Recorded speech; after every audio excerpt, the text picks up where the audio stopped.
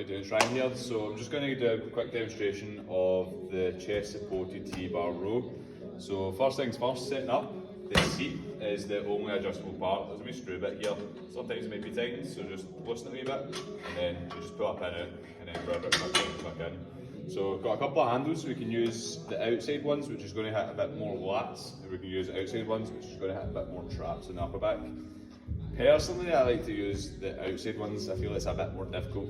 They go a bit lighter than if you use the outside ones. So how I typically use this is this bar here.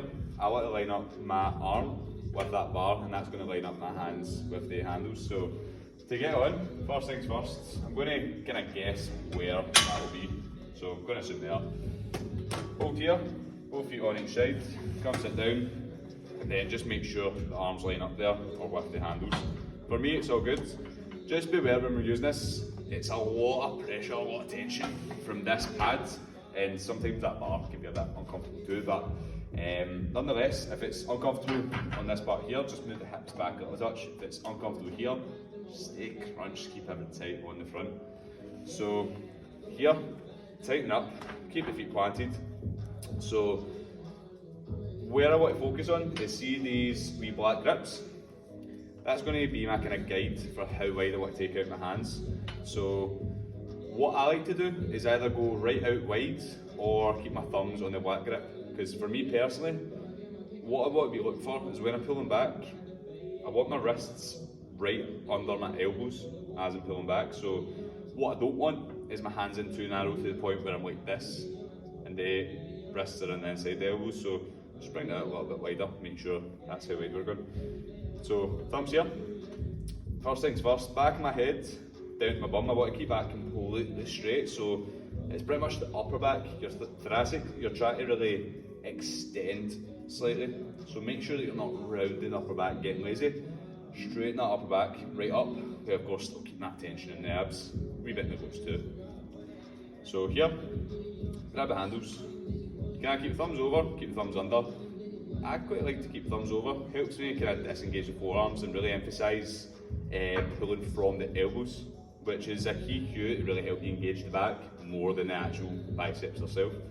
So this, as I said, it's working the upper traps, a bit of biceps. It does get quite challenging in the forearms too. So here, unhook, then again straighten up upper back.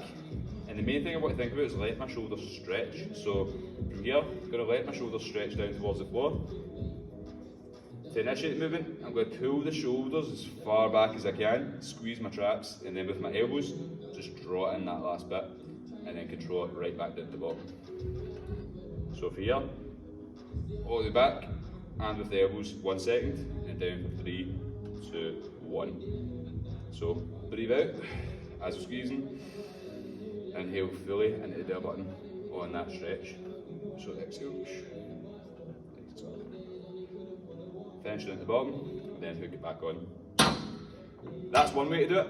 Another way is for these outside handles. So if we're using these handles, we definitely don't want to stay in that same position. So we want to again line up our arms so our shoulders are straight above.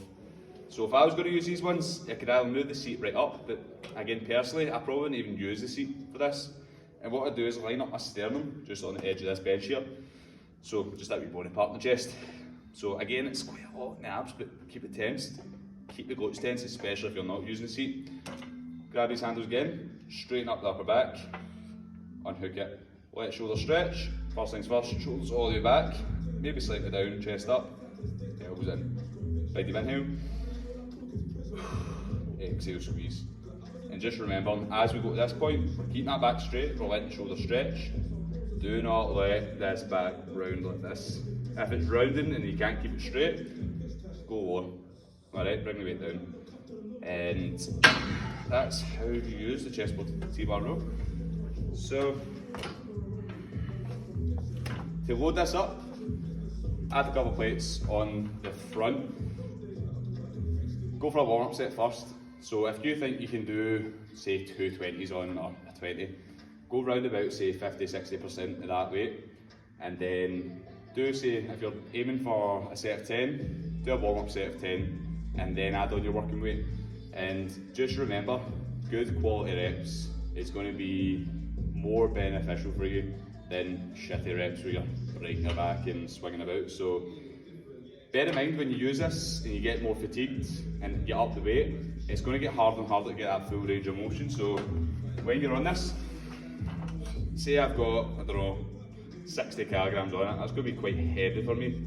So when I'm pulling back, my elbows right now can get all the way back here, big full range of motion, but what's going to happen when I add that weight on is I'm probably only going to get to about here, and that's completely fine. You can see my elbows are bent 90 degrees, and then I'll come back down. See, as long as I'm controlling that, feeling the stretch from upper back, and I'm still squeezing as hard as I can, I'm still getting that as the reps. Because you're going to fatigue here, before you fatigue here, before you fatigue here, alright? So, bear in mind, don't let that extra squeeze be the limit to your weight. As long as you're getting it at least, say, just over halfway, that's still a rep in my eyes. So, that is the chest supported T-bar row. If you like that video, I don't know, day, share it with a friend like it, and there'll be more videos like this coming up.